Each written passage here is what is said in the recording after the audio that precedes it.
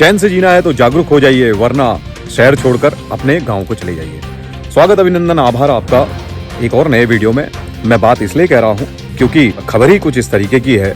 हम सब जो भी रह रहे हैं शांत कॉलोनियों में रह रहे हैं, लेकिन शांत कॉलोनियों में कुछ इस तरीके की घटनाएं हो रही हैं जिनको सुनकर बहुत ज्यादा सोचने पर मजबूर आप और हम सब लोगों को होना पड़ रहा है।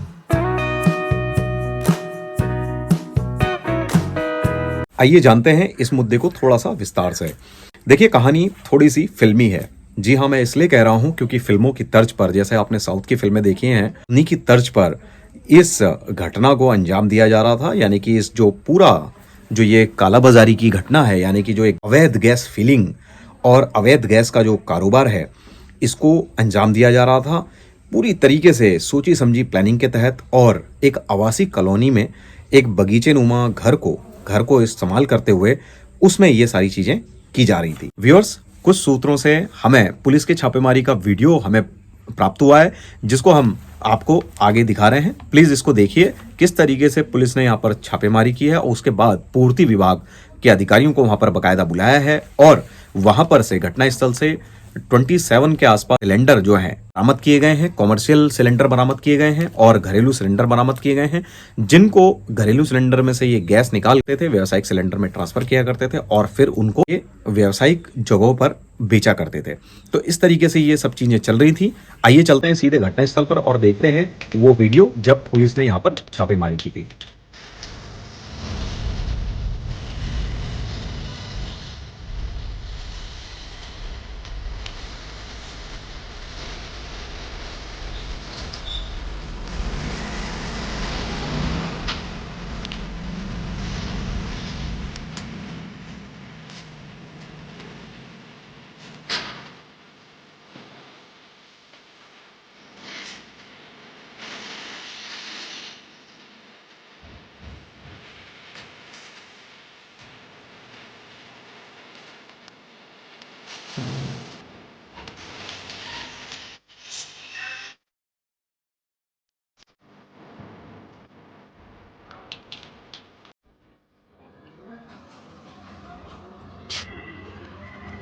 देखिए, यहाँ पर बड़े लालच के चक्कर में अपनी जान के साथ साथ जो और मासूम लोग हैं उनकी जानों के साथ भी खिलवाड़ किया जा रहा था। अभी भी इस गैस फिलिंग के काम में, जो कि अवैध रूप से चल रहा था, और इस काम में आग लगने का खतरा हमेशा लगा रहता है।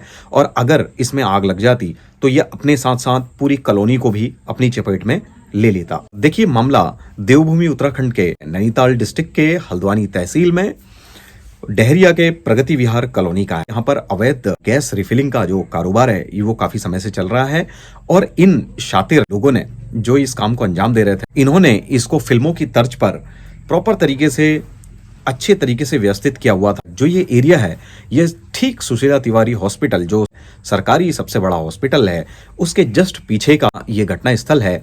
और इन लोगों ने पुलिस से बचने के लिए और पूर्ति विभाग के अधिकारियों से बचने, इन्होंने अपने मुखबिर हर 100 मीटर पर खड़े किए हुए थे। यानी कि हर 100 मीटर पर अपने मुखबिर बनाए हुए थे।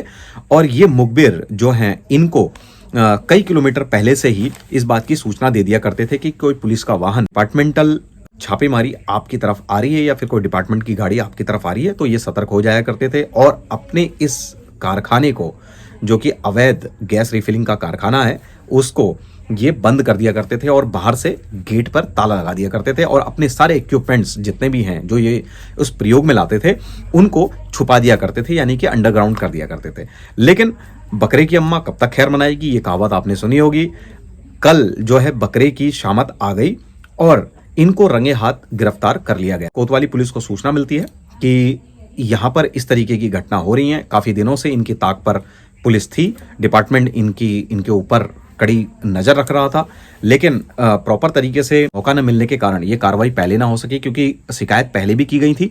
सूत्रों से पता चला है कि लोग इनसे बहुत परेशान थे, लोगों ने इनके बारे में पहले भी सूचनाएं दी थी, लेकिन रंगे हाथ इनको कल पकड़ा गया है और इस चीज का भांडाफोड़ पुलिस के द्वारा किया गया है। जैसा कि आपको पता ही है कि गैस जो है दो तरीके से हमें उपलब्ध होती है। एक तो हमारे घर के डोमेस्टिक यूज़ के लिए होती है, जिसको हम घरेलू सिलेंडर कहते हैं, और एक दूसरा होता है व्यावसायिक सिलेंडर, यानी कि कॉमर्शियल सिलेंडर होता है, जिसको हम होटलों में, रेस्टोरेंट में या किसी भी व्यावसायिक जगहों में यूज़ करते हैं। तो इनके अलग अलग मानक होते हैं और इनके प्राइस भी अलग अलग होते हैं। देखिए, जो सिलेंडर हमारा घर में यूज़ होता है उस सिलेंडर के प्राइस कम होते हैं, और जो व्यावसायिक सिलेंडर होता है उसके प्राइस ज़्यादा होते हैं। तो ये जो लोग हैं उन्होंने इसी बात का फ़ायदा उठाकर इस धंधे को अपनाया। इसी चीज़ का इस्तेमाल करके इन लोगों ने जो घरेलू सिलेंडर होते हैं उनको लेकर उनकी अवैध कालाबाजारी शुरू कर दी। अब देखिए कितने शातिर ये लोग हैं। इन्होंने जो गैस ये लोग खरीदते थे वो खरीदते थे 59 रुपये प्रति किलो के हिसाब से, और बेचा करते थे 110 रुपये किलो के हिसाब से। डबल के बराबर ये लोग मार्जिन इसमें रखकर ये धंधा किया करते थे।